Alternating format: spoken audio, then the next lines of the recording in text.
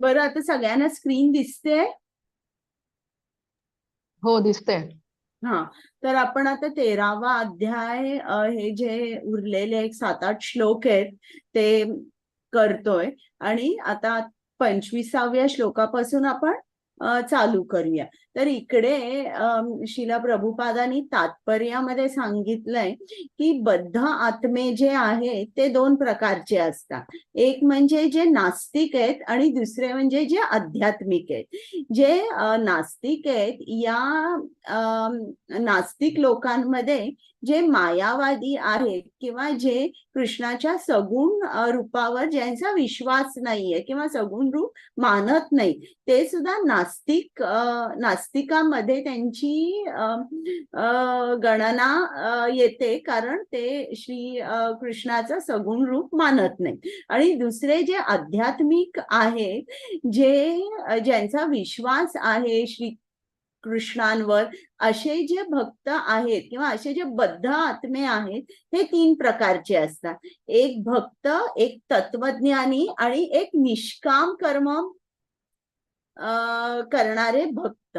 आता जेव्हा मी भक्त म्हणते तेव्हा याचा अर्थ जे शुद्ध वैष्णव आहेत, ते जे शुद्ध भक्त आहेत, जे कृष्णाच्या प्रेममय भक्ती सेवेमध्ये व्यस्त आहेत, तर हे भक्त झाले.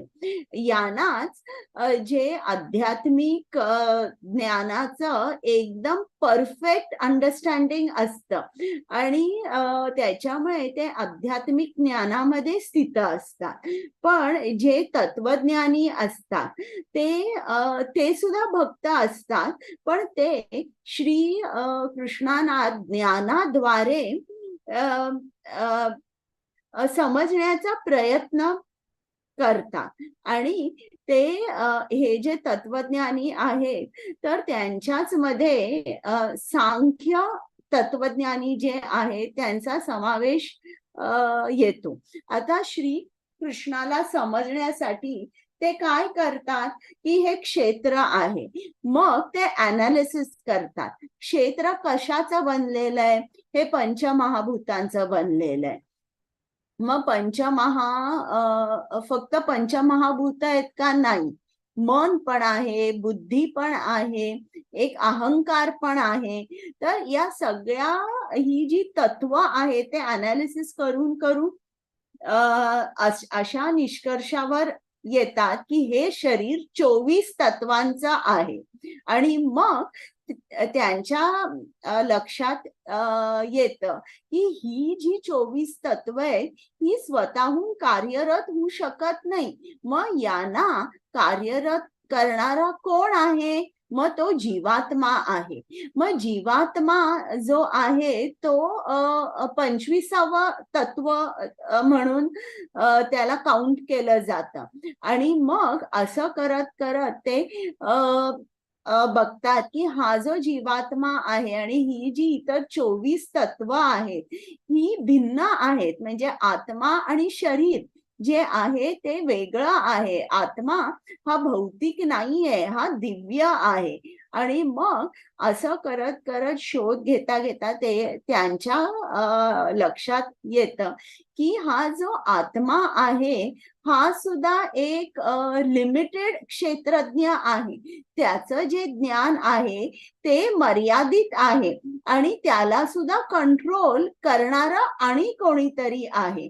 मग ते जेव्हा परत अनालिसिस करतात तेव्हा त्यांच्या लक्षात येतं की हा जो आत्मा आहे हा परमात्म्याचा अंश आहे. म्हणून जो परमात्मा आपल्या शरीरात वास करतो तो आता 26 तत्व म्हणून काउंट केला जातो. तर असं करून ते ग्रॅज्युअली त्यांचं एलिव्हेशन होतं भक्ती सेवेमध्ये. तर अशा तऱ्हेने हे जे तत्वज्ञानी आहेत ते अनालिसिस करून कृष्ण कोण आहे याला समजून घेण्याचा प्रयत्न करतात आणि मग ते भक्तिमय सेवेमध्ये व्यस्त राहतात. आता हे झाले 2 प्रकार भक्तांचे. तिसरा जो प्रकार आहे तो म्हणजे जे निष्काम कर्म करतात. आता निष्काम कर्म जे करणारे आहेत ते त्यांचा ॲटिट्यूड कसा असतो, ते काम खूप चांगलं करतात, पण मला फळाची काहीच अपेक्षा नाही, अशा तऱ्हेने निष्काम कर्म ते करत राहतात. आणि जेव्हा ते निष्काम कर्म अनेक अनेक वर्ष करत राहतात, तेव्हा कृष्ण त्यांना संधी देतो त्यांची आध्यात्मिक उन्नती करण्यासाठी. आणि असं होतं की त्यांना एक श्रीकृष्णाचं शुद्ध भक्त बाय चान्स त्यांच्याकडे येतो आणि मग ते या भक्ती सेवेकडे किंवा भक्तीकडे ते आकर्षित होतात. तर जे प्रायमरी मीन्स जे झाले की आपण कृष्ण कोण आहे किंवा मला श्रीकृष्णाची प्राप्ती व्हायची असेल, तर प्रायमरी मीन्स म्हणजे काय की तुम्ही डिटॅच्ड वर्क म्हणजे तुम्ही निष्काम कर्म करा. आणि मग सेकंडरी मीन्स आपण म्हटलं तर मग ते ज्ञान होऊ शकतं किंवा ध्यान होऊ शकतं, पण प्रायमरी मीन्स जे तिकडे आपण फळाचा त्याग करतो. तर इकडे त्या स्लाइडमध्ये तेच दाखवलंय. हा जो आहे निष्काम कर्म करणारा एक भक्त आहे, हे ज्ञानी आहेत आणि हे ध्यान करणारे आहेत. तर असं इकडे त्यांनी सांगितलंय की वेगवेगळ्या तऱ्हेने मला भक्त जाणण्याचा प्रयत्न करतात.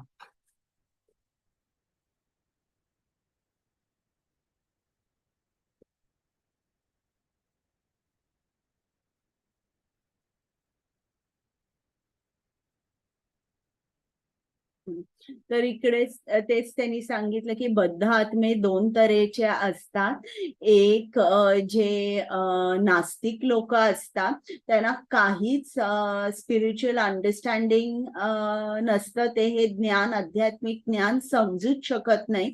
आणि या जे मायावादी असतात किंवा जे मोनिझम म्हणजे अहम ब्रह्मास्मी जे म्हणणारे असतात, ते सुद्धा नास्तिकवादी लोकांमध्येच त्या क्लासमध्येच ते येतात, कारण ते शुद्ध भक्त नसतात.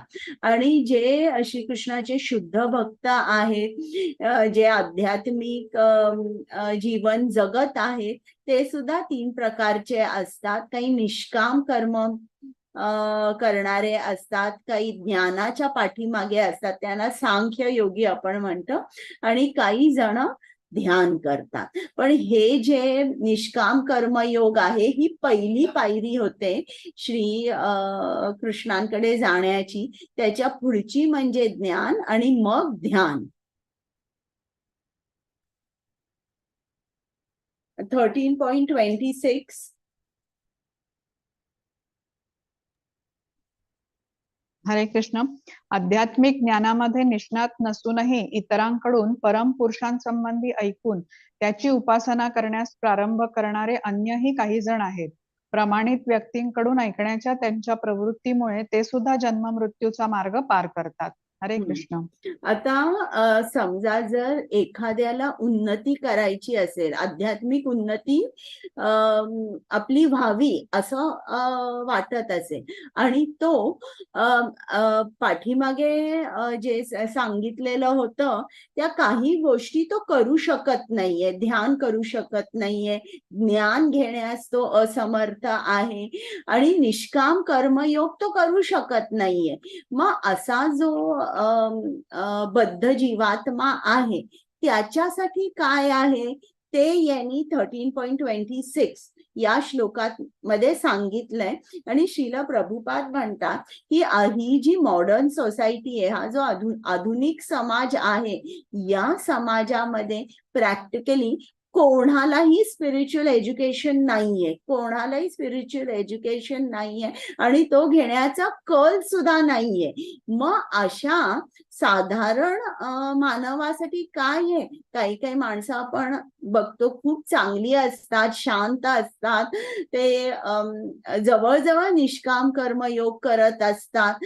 तर अशी जी माणसं आहेत त्यांना सुद्धा चान्स दिला जातो की तुमची आध्यात्मिक उन्नती तुम्ही करू शकता. मग ती आध्यात्मिक उन्नती तुम्ही कशी करू शकता? फक्त श्रवणाने सुद्धा तुम्ही आध्यात्मिक उन्नती करू शकता. मग तुम्ही कोणाकडून ऐकलं पाहिजे? तुम्ही बोनाफाईड स्पिरिच्युअल मास्टर, जो प्रमाणित आध्यात्मिक गुरु आहे, त्याच्याकडूनच ऐकलं पाहिजे. आणि श्रवण क्रिया ही खूप पॉवरफुल आहे, खूप पोटेंट आहे. म्हणजे तुम्ही जे ऐकता ते डायरेक्टली तुमच्या हृदयात जातं आणि तुमच्या हृदयाचं परिवर्तन होतं. आता समजा जर दोघं मित्र आहेत आणि एक मित्र त्याच्या दुसऱ्या मित्राला म्हणाला की आज आपण मंदिरात जाऊया आणि तिकडे भागवतमवर प्रवचन आहे, तर तू पण माझ्या बरोबर चल. पहिल्यांदा हा मित्र म्हणतो की नाही, आज रविवार आहे, आज आपण कुठेतरी बाहेर पिक्चरला जाऊया, काहीतरी रेस्टॉरंट मध्ये खाऊया, सिनेमा बघूया. पण हा जो पहिला मित्र आहे तो म्हणतो नाही, तो ऐकत नाही आणि आग्रहाने तो इच्छा नसताना सुद्धा त्याच्या मित्राला मंदिरात घेऊन जातो. आणि मंदिरात गेल्यानंतर तिकडे तो भागवतम वरचं लेक्चर ऐकतो. त्याला खूप खूप आनंद होतो आणि त्याच्याकडे तो आकर्षित होतो. आणि लेक्चर झाल्यावर त्याचा मित्र म्हणतो की आज आपण इकडेच प्रसाद खायचा आहे. मग तो प्रसाद खातो आणि नंतर त्याला घरी गेल्यावर इतकं शांत आणि आनंदी वाटतं की तो मित्राला परत फोन करतो, तू परत पुढच्या रविवारी मंदिरात जाणार आहेस का? तर मी तुला येईन. तेव्हा कृष्ण असं बघत नाही की हा जो आहे याला माझ्याकडे अजिबात यायचं नव्हतं, ओढून ताडून त्या मित्रांनी त्याला आणलं. आणि असं कृष्ण बघत नाही. कृष्ण काय बघतो की काही का असू दे, त्याला माझ्याकडे यायचं नव्हतं पण तरी तो आला आणि आता तो आकर्षित झालाय.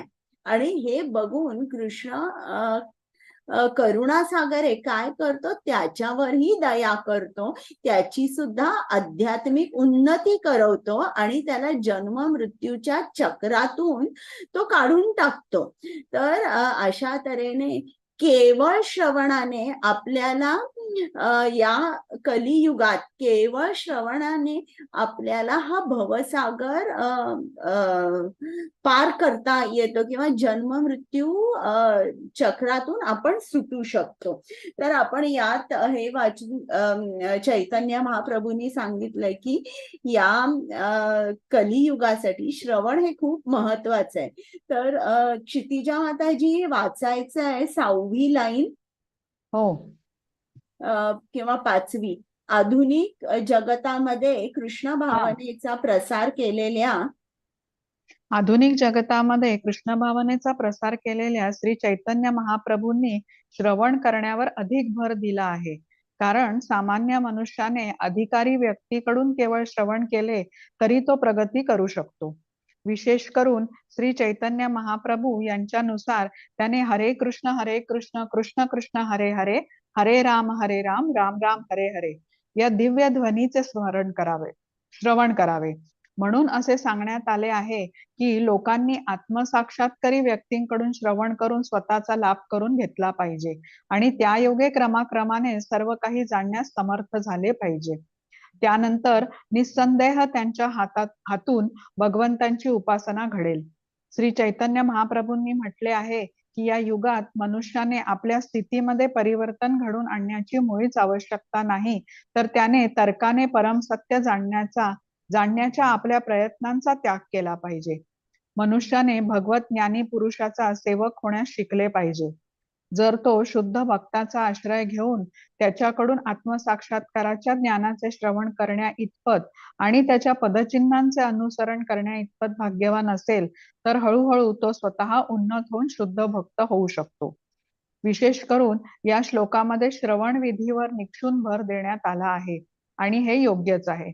सामान्य मनुष्याची जरी तथाकथित तत्वज्ञानाप्रमाणे योग्यता नसली तरी अधिकृत अधिकृत व्यक्तींकडून श्रद्धेने श्रवण केल्यामुळे त्याला भौतिक जीवनाच्या पलीकडे जाण्यास सहाय्य होते आणि तो स्वगृही भगवद्धामात परत जाऊ शकतो. हरे कृष्ण. म्हणजे केवळ श्रवण केल्याने आपण शुद्ध भक्त होऊ शकतो.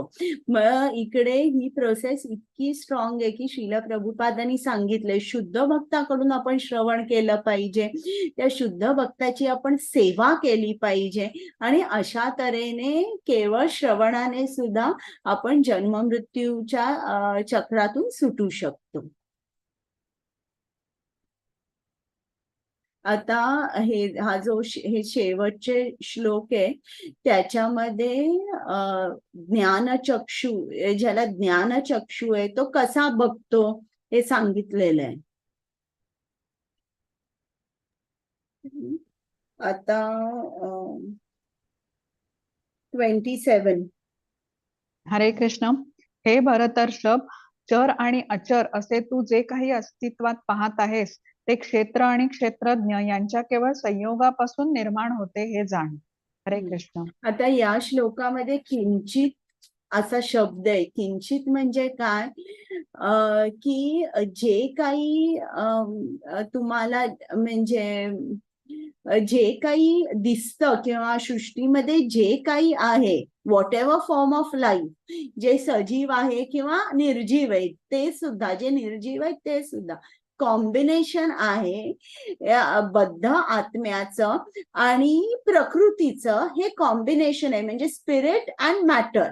आता काही गोष्टी आपण बघतो त्या चालू शकतात, म्हणजे उदाहरणार्थ प्राणी, पक्षी हे चालू शकतात, पण काही जण त्यांच्यामध्ये मुवमेंट होऊ शकत नाही. म्हणजे ज्याप्रमाणे पर्वत असतात, ते दगड असतात, ते हलू शकत नाही. तर असं सुद्धा जे काही आहे त्यांच्यामध्ये सुद्धा स्पिरिट प्लस मॅटर हे आहे. फक्त आपल्यामध्ये जो आत्मा आहे त्याची जी चेतना शक्ती आहे ती खूप खूप मोठी आहे आणि आपण ही चेतना शक्ती एका पर्वताबरोबर आपण कम्पेअर करू शकत नाही. त्यांच्यामधली जी चेतना असते ती खूप खूप कमी असते. तर इकडे आपल्याला काय श्री कृष्ण सांगताय की जो आत्मा आहे, आत्म्याशिवाय जो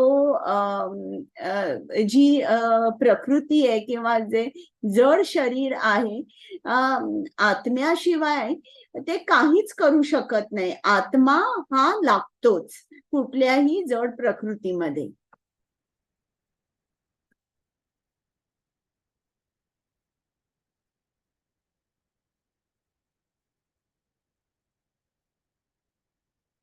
तर जे काय आपण बघतो ते काय आहे, कॉम्बिनेशन आहे. कसलं कॉम्बिनेशन आहे, क्षेत्राचं म्हणजे फील्ड ऑफ ऍक्टिव्हिटीज आणि क्षेत्रज्ञाचं.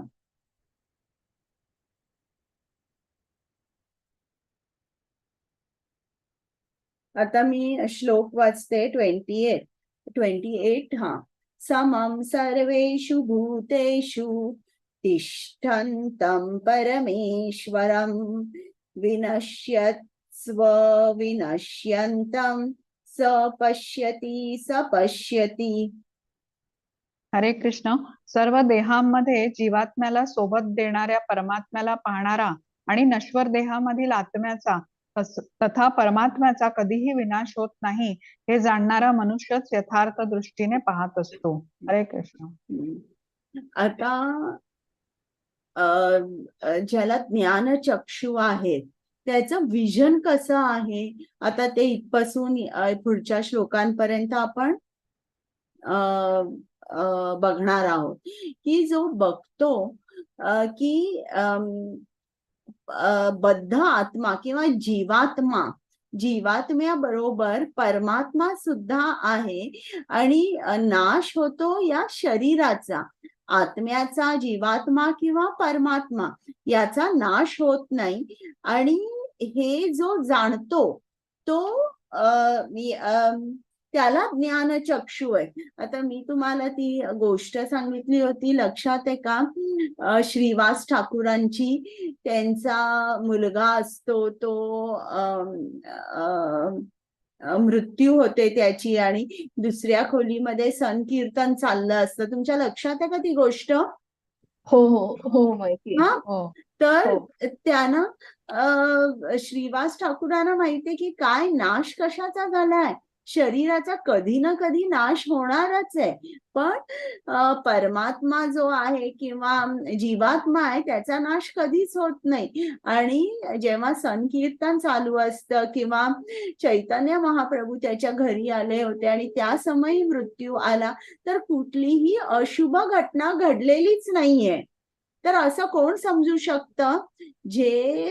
ज्यांना ज्ञानचक्षु आहे त्यांनाच तेच ही गोष्ट समजू शकतात. आणि ते जेव्हा त्यांना हे समजतं तेव्हा ते कसे असतात, त्यांना दुःख किंवा सुख याच्या पलीकडे ते असतात. हे बघा, इकडे या फोटोमध्ये दाखवलेलं आहे की हे सगळी ही माणसं आहेत, ही एका प्रिझन सेल मध्ये आहेत. आणि हे जे सगळे इकडे शिला प्रभुपाद दाखवलेले आहेत किंवा इकडे चैतन्य महाप्रभू वगैरे, हे सगळे आध्यात्मिक जगात आहेत, हे मुक्त आहेत. आणि हे जे बद्ध आत्मे आहेत त्यांना ज्ञान नसल्यामुळे ते कसे आहेत? दुःखी आहेत. ते त्यांचं जे कनेक्शन आहे ते फक्त शरीराबरोबर आहे आणि परमात्म्याबरोबर नाही. शरीरामध्ये विकार होणारच आणि विकाराबरोबर त्यांना दुःख हे होणारच. तर अशा तऱ्हेने ज्यांना ज्ञानचक्षु आहे त्याची दृष्टी वेगळी आहे. आता आपण थोडस वाचूया याच्यात. चौथी लाईन, ज्यांना असा सत्संग लाभलेला नाही ते अज्ञानीच असतात.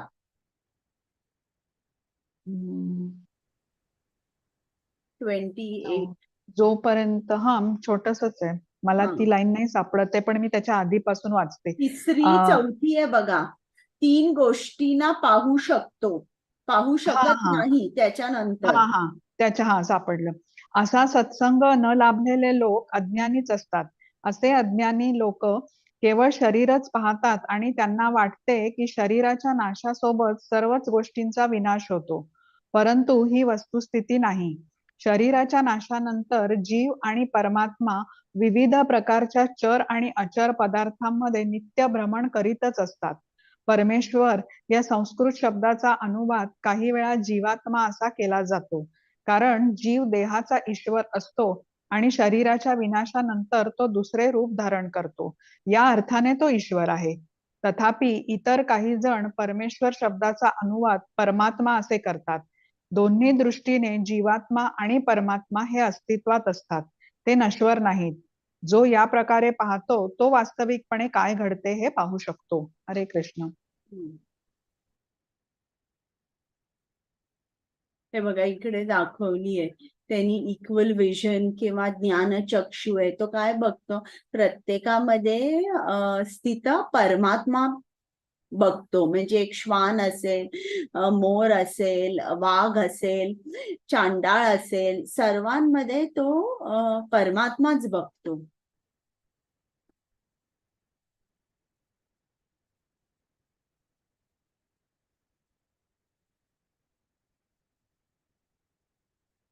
आता असं बघितल्याने परिणाम काय होतो ते आपल्याला 13.29 मध्ये समजणार आहे. क्षितिजा माताजी. हो, जो मनुष्य सर्व जीवांमध्ये परमात्म्याला समान रूपाने उपस्थित असल्याचे पाहतो, तो मनामध्ये स्वतःची अधोगती होऊ देत नाही. याप्रमाणे तो परमगतीला प्राप्त होतो. हरे कृष्ण. तर आता ज्याला समदृष्टी आहे किंवा ज्याला ज्ञानचक्षु आहे, तर या ज्ञानचक्षूंचा परिणाम काय होतो की ज्याला ही विजन आहे, तर इकडे या श्लोकामध्ये सांगितलंय की मनाद्वारे त्याची अधोगती होत नाही. आता मन कसं आहे, मन भौतिक आहे बघा. आपण भौतिकाकडे नॅचरली, प्रकृतीकडे किंवा जे काही भौतिक आहे त्याच्याकडे नॅचरली आपण आकर्षित होतो. आणि मनाची टेंडन्सी आहे किंवा कल काय असतो मनाचा, जे काही भौतिक आहे त्याच्या पाठीमागे पळायचं, त्याच्याशी कनेक्ट व्हायचं. किंवा आनंद सुद्धा आपण विषयातून आनंद घ्यायचा प्रयत्न करतो. इंद्रियांचे विषय आहेत त्यांच्या पाठीमागे मन धावत असतं. आणि जेव्हा इंद्रियांच्या पाठीमागे मन धावत असतं तेव्हा नॅचरली काय होते, मनाची अधोगती होते, मनाचं पतन होतं. आपण जन्म मृत्यू या चक्रातच अडकून राहतो.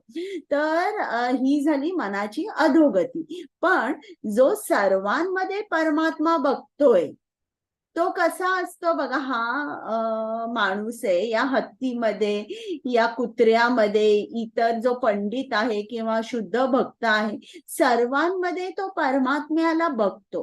तर जेव्हा तो सर्वांना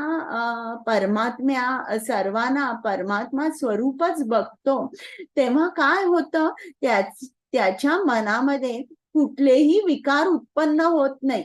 आता असा माणूस जो असतो तो वागताना सुद्धा त्याचं आचरण सुद्धा कसं असतं, त्याचं सीताधीर मुनी सारखं आचरण असतं.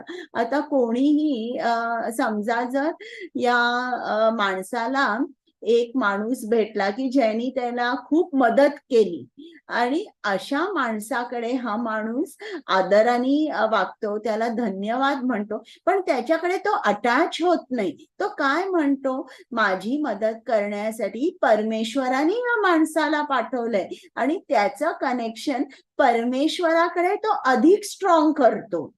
आणि या माणसाला आदराने वागवतो, चांगलं बोलतो त्याच्याकडे. आणि जो एखादा दुसरा माणूस असेल जो ज्यांनी या माणसाचा खूप अपमान केला आणि खूप वाईट वागवलं, तरीही हा माणूस काय बघतो की याच्यामध्ये सुद्धा परमात्मा आहे. आणि हे जाणून तो उलट त्या माणसाचा अपमान करत नाही, तो क्रोध दर्शवत नाही, तो राग दर्शवत नाही. आणि तुम्हाला माहिती आहे की 3 गेट्स टू हेल, काम, क्रोध आणि लोभ, हे 3 गेट्स टू हेल आहे. आणि याच्यापासून तो खूप लांब राहतो. का? कारण तो जाणतोय की याच्यामध्ये सुद्धा परमात्मा आहे. तर अशा तऱ्हेने मनाने तो आपली अधोगती कधीच करत नाही. आणि असा जो माणूस असतो, जेव्हा तुम्ही अशा माणसाच्या जवळ नुसता काही वेळ जरी बसला तरी तुम्हाला तुमची जी आध्यात्मिक किंवा स्पिरिच्युअल एनर्जी जी आहे, जी आध्यात्मिक शक्ती आहे, या शक्तीमध्ये तुम्हाला जाणवेल की यांच्या बरोबर मी जेव्हा बसते, जप करते किंवा ते काय सांगतात ते ऐकते, तेव्हा तुम्हालाही जाणवे की तुम्ही जी आध्यात्मिक शक्तीची वाढ जी आहे ती जाणवायला लागेल तुम्हाला. आणि त्याच्या उलट तुम्ही एखाद्या एकदम टॉक्सिक माणसाबरोबर जर बसला की जो खूप रागीट आहे, एकसारख्या तोंडात शिव्या आहेत, याच्या बरोबर जेव्हा तुम्ही अर्धा तास बसाल किंवा तेवढंही नाही कदाचित तुम्हाला बसवणार, पण अशा माणसाबरोबर बसल्यावर तुम्हाला काय वाटेल, आता तुम्ही सांगा मला, कसं वाटेल? आपण अवॉइड करू ना, बसू शकणार नाही. बसू शकणार नाही. आणि अशा माणसाबरोबर जर तुम्ही बसला तर तुम्हाला सगळं ड्रेन आउट झाल्यासारखं होईल. तर जो माणूस सर्वांमध्ये परमात्मा बघतो त्याचं आचरण वेगळं असतं. तो सर्वांना आदराने वागवतो. जरी कोणी त्याचा अपमान केला तरी तो राग दाखवत नाही. आणि कोणी जरी त्याला मदत केली तरी तो त्याच्याकडे अटॅच होत नाही. आणि दोन्ही बाबतीत त्याचं परमेश्वराशी जे कनेक्शन असतं ते तसंच्या तसं राहतं. उदाहरणार्थ प्रल्हाद महाराज, तर हे ते कधीच जेव्हा सर्वांमध्ये परमात्मा बघतात तेव्हा ते सर्वांना आदराने वागवतात. आता बरेच जण ना जेव्हा मी 18 डेज क्लास घेत होते तेव्हा त्यांचा प्रश्न होता की आपल्याला असं वागता येतं का, कोणी आपला अपमान केला की आपण असं गप्प बसायचं, त्यांचा अपमान करायचा नाही. तर असं या जगात राहणं शक्य नाहीये, पण असं कसं राहायचं. पण एक लक्षात ठेवायचंय की कृष्ण आपण इतरांशी कसं वागतोय हे तो जज करतोय. हे आपलं आणि कृष्णामध्ये जे नातं आहे, कनेक्शन एस्टॅब्लिश झालेलं आहे, त्याच्यामध्ये आपण इतरांशी कसे वागतोय, तो दुसरा माणूस कसाही वागेल, ते आपल्या कंट्रोलच्या बाहेर आहे. पण आपण कसं वागायचं हे आपल्या कंट्रोलमध्ये आहे आणि आपण त्या माणसाशी चांगलं वागायचं, वाईट वागायचं नाही. कारण शेवटी तुम्हाला कृष्णाकडे जायचंय. तो माणूस जो कसाही वागत असेल त्याचं आणि त्याचं कृष्णामध्ये हे नातं त्यांचं काय आहे ते समजून घेण्याचा आपण प्रयत्न नाही करायचा आहे. पण कृष्णा इज गोइंग टू जज यू बाय युअर ऍक्शन्स. तर हे नेहमी लक्षात ठेवायचं आहे आणि हे लक्षात ठेवून आपण सर्वांशी खूप आदराने वागायचं आहे. तर इकडे त्यांनी सांगितलंय की ज्याला ज्ञानचक्षु आहे किंवा जो सर्वांमध्ये परमात्मा स्थित आहे हे बघतो, तो मनाने स्वतःची अधोगती करून घेत नाही. म्हणजे त्याच्या मनामध्ये जी 6 अनर्थ आहे, द्वेष, क्रोध, काम, ही कुठलीही अनर्थ त्याच्या मनामध्ये उत्पन्नच होत नाही. आणि असा जो माणूस असतो शेवटी तो त्याच्या निजधामात परत जातो. तर नेहमी लक्षात ठेवायचंय की आपण आपल्याला चांगलं वागायचंय, कारण आपल्याला श्रीकृष्णाकडे जायचंय. हे आपण लक्षात ठेवायचंय.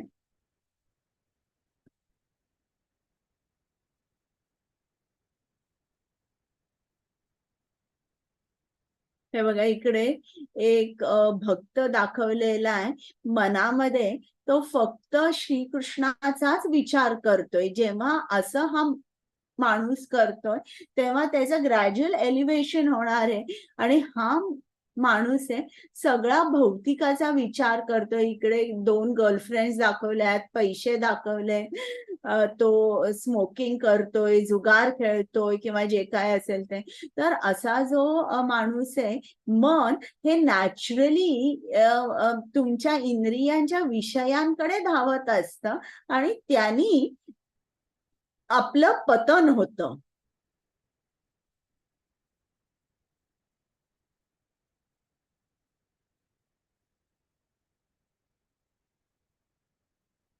(13.30) अनुवाद. हरे कृष्ण. भौतिक प्रकृतीद्वारे निर्मित शरीरच सर्व कर्मे करते आणि आत्मा अकर्ता आहे हे वास्तव पाहू शकणारा मनुष्यच यथार्थ रूपाने पाहतो.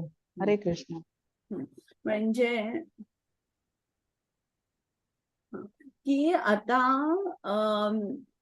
ज्याला ज्ञान आहे, ज्याला ज्ञानचक्षु आहे, तो काय काय बघतो की या ज्या शरीराने तो जी काही कर्म करतोय किंवा जे काही त्याचं कार्य आहे, या ज्या सगळ्या ऍक्टिव्हिटीज आहे, या 3 गुणांद्वारे ही प्रकृती किंवा प्रकृतीद्वारे ही जी कामं आहेत ही शरीर काम करत असतं. पण आत्मा जो आहे तो खरं म्हणजे अकर्ता आहे. तो काहीच करत नाही. गत जन्मातलं जे काय त्यांनी कर्म केलेली असतात, चांगलं वाईट, त्याप्रमाणे त्याला फळ मिळत असतं या जन्मामध्ये. हे जे वर्तमान जीवन आहे आपलं, ते कसं आहे, गत जन्मातलं एक रिफ्लेक्शन आहे की तुम्ही अमकं केलं, आता तुम्हाला हे फळ मिळालं. त्याच्यामुळे पत्रिका सुद्धा जेव्हा ज्योतिषाकडे आपण जातो तिकडे आपल्या गत जन्मातलं असतं की जे जे काय चांगलं केलंय आणि त्यानुसार ते सांगत असतात की वर्तमान काळामध्ये तुम्हाला कुठली गोष्ट मिळणार आहे की मिळणार नाही. ते गोष्ट ते पास्ट याच्यावर पास्ट लाईफवर ते सांगत असतात. तर इकडे सुद्धा तेच सांगितलंय. आपण थोडस याच्यातलं वाचूया. हो. 4थी ओळ आहे, गतकाळातील इच्छेनुसार. हरे कृष्ण. गतकाळातील इच्छेनुसार मनुष्याला वर्तमान देह प्राप्त होतो. इच्छापूर्ती करण्यासाठी त्याला देह प्रदान केला जातो आणि देहाद्वारे तो इच्छेनुसार कर्म करतो. वस्तुतः शरीर म्हणजे भगवंतांनी जीवाची इच्छापूर्ती करण्यासाठी रचलेले यंत्रच आहे. इच्छामुळेच मनुष्य कठीण परिस्थितीत सापडतो आणि सुखदुःखे भोगतो. जेव्हा जीवाच्या ठायी ही दिव्य दृष्टी विकसित होते तेव्हा या दिव्य दृष्टीमुळेच तो शारीरिक क्रियांपासून विभक्त होतो. ज्याला अशी दिव्य दृष्टी प्राप्त झाली आहे तोच वास्तविक तत्वदर्शी होय. हरे कृष्ण. आता इकडे बघा, या स्लाइड मध्ये काय दाखवलंय, हा जीवात्मा आहे, त्याच्या हातामध्ये स्टिअरिंग आहे. हा परमात्मा आहे. खरं म्हटलं तर या परमात्म्याच्या हातात हे सगळे कंट्रोल्स आहेत. त्याची इच्छा असते आणि परमात्मा सँक्शन करतो आणि त्या डायरेक्शन मध्ये त्याला घेऊन जातो या जीवात्म्याला, त्याची इच्छा पूर्ण व्हावी म्हणून. आणि या जीवात्म्याला काय वाटतं की मी गाडी चालवतोय, मी या शरीराचा मालक आहे. नाही, या शरीराचा खरा मालक श्रीकृष्ण आहे आणि त्याच्या इच्छेनुसार त्याची अनुमती असल्यावरच आपल्या इच्छा पूर्ण होतात आणि तो आपल्याला मार्गदर्शन करत असतो, त्या डायरेक्शन मध्ये घेऊन जात असतो आणि आपल्या इच्छांची पूर्ती होत असते. 31. हरे कृष्ण. जेव्हा विवेकी मनुष्य निरनिराळ्या भौतिक शरीरामुळे होणारे पृथक स्वरूप पाहण्याचे थांबवितो आणि जीवांचा सर्वत्र विकास झाला आहे हे पाहतो तेव्हा त्याला ब्रह्माची प्राप्ती होते. हरे कृष्ण. आता इकडे जेव्हा एक उदाहरण द्यायचं असेल तर एक समुद्र जेव्हा आपण बघतो, समुद्रामध्ये आपण लाटा बघतो, कधीतरी हाय टाईड लो टाईड बघतो, कधीतरी आपल्याला खूप जेव्हा लाटा खूप जोरात वारा असतो आणि खूप लाटा असतात तेव्हा समुद्रावर त्या लाटांचा फेस निर्माण झालेला आपण बघतो. पण आपण असं म्हणतो का या लाटा वेगळ्या आहेत, या फेस हा वेगळा आहे, हाय टाईड म्हणजे आणि काहीतरी वेगळं आहे, लो टाईड म्हणजे आणि काहीतरी वेगळं आहे. असे हे वेगवेगळ्या गोष्टी आपण बघत नाही. आपल्याला ज्ञान असल्यामुळे आपण या सगळ्या व्हरायटीमध्ये युनिटी बघतो. आपण या सर्व गोष्टींमध्ये एकता बघतो आणि ती एकता म्हणजे काय, हे सगळं पाण्यापासूनच निर्माण झालेलं आहे. त्याचप्रमाणे इकडे सुद्धा जे कुठले जीव आहे एकदम मायक्रोस्कोपिक ऑर्गॅनिझम्स, अमिबा सुद्धा असे आणि एका बाजूला मोठे मोठे हत्ती असतील किंवा जे स्वर्गामध्ये राहणारे देव असतील, या सर्वांमध्ये एक गोष्ट आहे, एक जीवात्मा आहे आणि जे त्यांचं शरीर आहे, मग ते देवदेवतांचं असू दे, नाही तर अमिबाचं असू दे, नाही तर हत्तीचं असू दे, या सर्वांचं शरीर भौतिक प्रकृतीने बनलेला आहे. सर्वांच्या शरीरामध्ये जीवात्मा आहे आणि जीवात्म्याबरोबर परमात्मा सुद्धा आहे. आणि हे जो कोणी जाणतो त्याला आपण म्हणू शकतो की त्याच्याकडे ज्ञानचक्षु आहे किंवा ब्रह्मविजन आहे, त्याच्याकडे ब्रह्मदृष्टी आहे. हे जो अशा तऱ्हेने सगळ्यांमध्ये एक युनिटी बघतो, म्हणजे जसं मी पाण्याचा तुम्हाला उदाहरण सांगितलं, आपण काय म्हणतो, लाटा असू दे, लो टाईड असू दे, नाही तर पाण्याचा फेज, सगळ्यांमध्ये आपण काय बघतो, पाणी बघतो.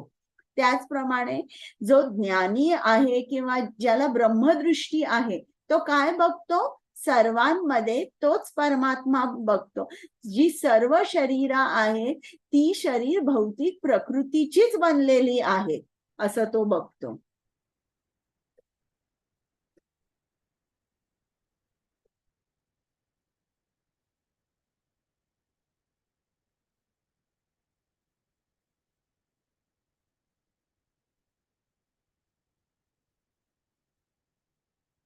Thirty two.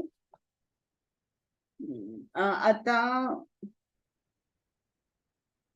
याचा आपण फक्त अनुवाद वाचूया. बरं. हरे कृष्ण. अनादित्वाच्या दृष्टीने युक्त असणारे पुरुष पाहू शकतात की अव्ययी आत्मा हा दिव्य, शाश्वत आणि त्रिगुणातीत आहे. हे अर्जुना, भौतिक शरीराच्या संपर्कात असून देखील आत्मा काहीही करीत नाही किंवा कोणत्या गोष्टीमुळे लिप्तही होत नाही. हरे कृष्ण. तर इकडे त्यांनी काय सांगितलं की आत्मा कसा असतो, तो अलिप्त असतो.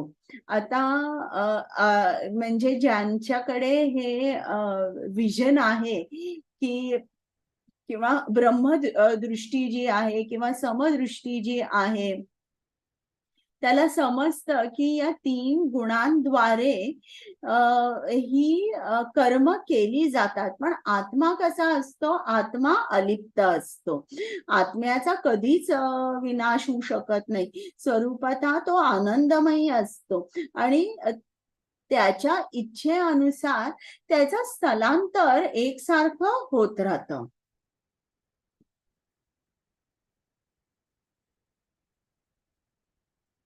Thirty three. हरे कृष्ण. आकाश सर्वव्यापी असूनही आपल्या सूक्ष्मत्वामुळे कोणत्याही वस्तूमध्ये लिप्त होत नाही. त्याचप्रमाणे ब्रह्मदृष्टीमध्ये स्थित झालेला आत्मा शरीरामध्ये लिप्त होत नाही. हरे कृष्ण. म्हणजे आता इकडे त्यांनी हे सांगायला की आत्मा कसा अलिप्त असतो त्याचं उदाहरण समजून सांगायला आकाशाबरोबर आत्म्याची तुलना केलेली आहे. आता आत्मा आपल्या शरीरामध्ये असतो, पण आपण म्हणतो की शरीरामध्ये तो हृदयामध्ये स्थित असतो.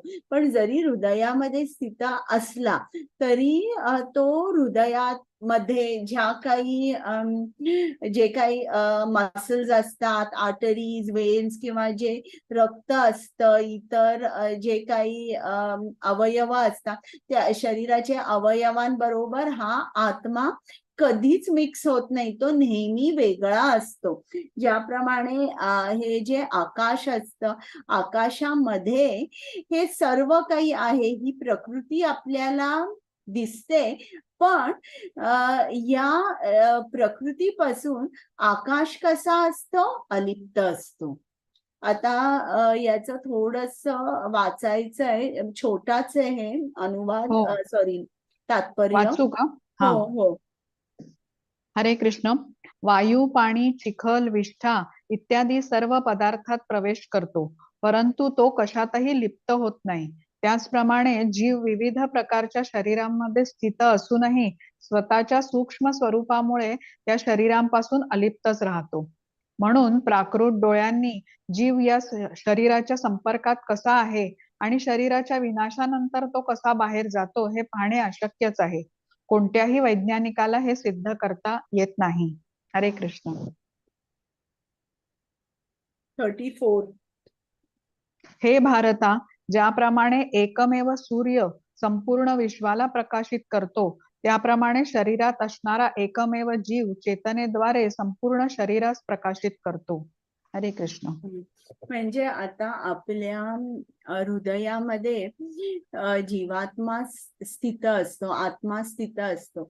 या आत्म्यामुळे आपल्या पूर्ण शरीरात चेतना शक्ती असते आणि ही जी चेतना असते, आता हृदयामध्ये आत्मा स्थित आहे, पण जरी पायाला आपल्या कोणी चिमटा काढला तरी ते आपल्याला जाणवतं. असं नाही की तो आत्मा हृदयात आहे आणि हृदयालाच काहीतरी झालं तर आपल्याला जाणवतं, नाही. ती जी तो जो कॉन्शियसनेस आहे किंवा ती जी चेतना आहे ती शरीरभर पसरलेली असते. आणि जेव्हा आता वृद्धावस्थेत आता आत्मा सगळ्या गोष्टी आता वाइंड अप करतोय, आता निघायची तयारी जेव्हा होते, तेव्हा तुम्ही जर बघाल तर ही जी चेतनाशक्ती ती हळूहळू हळूहळू कमी होते. उदाहरणार्थ आता एक लहान मुलगा असेल, त्याला कोणीतरी हाक मारली की पटकन ऐकायला येतं. तेच एखादी 80-90 वर्षाची बाई असेल, तिला जर हाक मारली तर कदाचित ऐकू नाही येणार. हे हळूहळू हळू हा जो ही जी चेतनाशक्ती आहे ही हळूहळू हळू कमी असते. पण ही जी चेतना शक्ती आहे तिच्यामुळे सर्व शरीर प्रकाशमान असतं. आता मला वाटतं शेवटचा श्लोक आहे. हो. बरं, या 34चं आपण तात्पर्य थोडस वाचूया. छोटसच आहे. हो. वाचू का? सगळं हा. छोटच आहे. हो हा. हो. हा. हरे कृष्ण. चेतने संबंधी विविध मते आहेत. भगवद्गीतेतील या श्लोकामध्ये सूर्य आणि सूर्यप्रकाशाचे उदाहरण देण्यात आले आहे. ज्याप्रमाणे सूर्य एकाच ठिकाणी स्थित असूनही संपूर्ण विश्व प्रकाशित करतो, त्याप्रमाणे अणुरूप सूक्ष्म जीव या शरीराच्या हृदयामध्ये स्थित असूनही चेतनेद्वारे संपूर्ण शरीर प्रकाशित करतो. म्हणून ज्याप्रमाणे सूर्यप्रकाश हा सूर्याच्या अस्तित्वाचे प्रमाण आहे, त्याप्रमाणे चेतना ही आत्म्याच्या अस्तित्वाचे प्रमाण आहे. जेव्हा आत्मा शरीरामध्ये उपस्थित असतो तेव्हा संपूर्ण शरीरभर चेतना पसरलेली असते आणि ज्या क्षणी आत्मा शरीराचा त्याग करतो तत्क्षणी चेतनाही नाहीशी होते. हे कोणताही बुद्धिमान मनुष्य सांगू शकतो. म्हणून चेतना पदार्थांच्या संयोगीकरणामुळे निर्माण होत नाही. चेतना हे जीवात्म्याचे लक्षण आहे. जीवाची चेतना जरी गुणात्मक दृष्ट्या परमचेतनेशी एकरूप असली तरी ती श्रेष्ठ नाही. कारण एका विशिष्ट शरीरातील चेतना दुसरे शरीर व्याप्त करू शकत नाही. तथापि जीवाचा मित्र असणारा परमात्मा सर्व शरीरांमध्ये उपस्थित असतो आणि त्याला सर्व शरीरांची जाणीव असते. हाच परमचेतना आणि जीवचेतना यातील भेद होय. हरे कृष्ण. म्हणजे आपल्याला परत सांगितलं जात आहे की जीवात्मा आणि परमात्मा हे भिन्न आहे. आता 35. जे ज्ञानचक्षुंनी क्षेत्र व क्षेत्रज्ञ यातील भेद पाहतात आणि भौतिक प्रकृतीपासून मुक्त होण्याचा मार्गही जाणू शकतात, त्यांना परम लक्ष्याची प्राप्ती होते. हरे कृष्ण. म्हणजे आता त्यांनी सांगितलंय की ज्याला ज्ञानचक्षु आहे, ज्यांना समजतं की क्षेत्र आणि क्षेत्रज्ञ यांच्यातला फरक समजतो आणि हे जे क्षेत्र आहे या क्षेत्रातून आपल्याला मुक्त व्हायचंय, आपल्याला परत दुसरं क्षेत्र नकोय, हे ज्याला समजतं तोच कृष्णाची प्राप्ती करवून घेऊ शकतो. तोच जो ज्ञानी असतो तो आपल्यामध्ये गुण विकसित करू शकतो, ज्या गुणाने तो परमात्म्याशी एक कनेक्शन एस्टॅब्लिश करू शकतो आणि त्याची प्राप्ती करवून घेऊ शकतो. तर असा जो आहे त्याला म्हटलेलं आहे की त्याला ज्ञानचक्षु आहे. आता हा आपला 1 मिनिट 35. हा, आपण इकडे थोडासा वाचूया. छोटाच आहे हे. हो. या 13व्या अध्यायाचे तात्पर्य हेच आहे. हरे कृष्ण. या 13व्या अध्यायाचे तात्पर्य हेच आहे की मनुष्याने क्षेत्र, क्षेत्रज्ञ आणि परमात्मा यातील भेद जाणावा. 8व्या श्लोकापासून ते 12व्या श्लोकापर्यंत वर्णन केलेला मोक्षमार्ग जाणल्याने त्याला परम लक्ष्याची प्राप्ती होऊ शकते. श्रद्धावान मनुष्याला सर्वप्रथम परमेश्वरासंबंधी श्रवण करण्याकरता आणि त्या योगे हळूहळू प्रबुद्ध होण्याकरता सत्संगाची आवश्यकता आहे. जर मनुष्याने आध्यात्मिक गुरुचा स्वीकार केला तर तो जड आणि चेतन तत्वामधील भेद जाणू शकतो आणि आध्यात्मिक साक्षात्कारात उत्तरोत्तर प्रगतीची ही प्रथम पायरी बनते. आध्यात्मिक गुरु विविध उपदेशांद्वारे आपल्या शिष्याला देहात्मबुद्धीतून मुक्त होण्याची शिकवण देतो. उदाहरणार्थ भगवद्गीतेत श्रीकृष्ण अर्जुनाला भौतिकवादी संकल्पनातून मुक्त होण्याचा उपदेश देत आहेत. आपला देह म्हणजे जड जड पदार्थ आहे आणि मनुष्याला हे समजू शकते. 24 तत्वांनी युक्त असणाऱ्या या देहाचे विश्लेषण करता येते. शरीर म्हणजे स्थूल अभिव्यक्ती आहे, तर मन आणि मानसिक विकार म्हणजे सूक्ष्म अभिव्यक्ती आहेत आणि जीवनाची लक्षणे म्हणजे या अभिव्यक्तींचा संयोग आहे. मात्र या सर्वांच्याही पलीकडे आत्मा आहे आणि त्याहून श्रेष्ठ परमात्मा आहे. आत्मा आणि परमात्मा हे भिन्न आहेत. या भौतिक जगताचे संचलन जीव आणि 24 तत्वांच्या संयुक्तीकरणामुळे होते. संपूर्ण भौतिक सृष्टीची रचना ही आत्मा आणि भौतिक तत्वांच्या संयोगामुळे होते. हे जो पाहू शकतो आणि त्याच वेळी परमात्म्याचीही स्थिती पाहू शकतो, तो आध्यात्मिक जगतात प्रवेश करण्यास पात्र होतो. या गोष्टी चिंतन आणि अनुभूती करण्यासाठी आहेत आणि मनुष्याने आध्यात्मिक गुरुच्या साहाय्याने या अध्यायाचे संपूर्ण ज्ञान आत्मसात केले पाहिजे. अशा रीतीने भगवद्गीतेच्या क्षेत्र क्षेत्रज्ञ विभाग योग नामक 13व्या अध्यायावरील भक्तिवेदांत भाष्य संपन्न. हरे कृष्ण. म्हणजे इकडे त्यांनी शेवटी सांगितलं की आध्यात्मिक गुरुच्या सहाय्याने आपल्याला ज्ञान घेतलं पाहिजे. गुरु आपण केलेच पाहिजे. गुरु काय सांगतात त्याचं पालन केलं पाहिजे, त्यांची सेवा केली पाहिजे, त्यांच्याकडून ज्ञान घेतलं पाहिजे आणि एवढं सगळं केल्यावर आपल्याला सुद्धा आपण शुद्ध भक्त होतो. आपल्यामधले जे विकार आहेत ते जातात आणि आपल्याला मग कृष्णप्राप्ती होऊ शकते. आता तुम्हाला हा अध्याय संपलेला आहे. तुम्हाला काही प्रश्न आहेत का? मी पहिल्यांदा हे आपलं रेकॉर्डिंग बंद करते.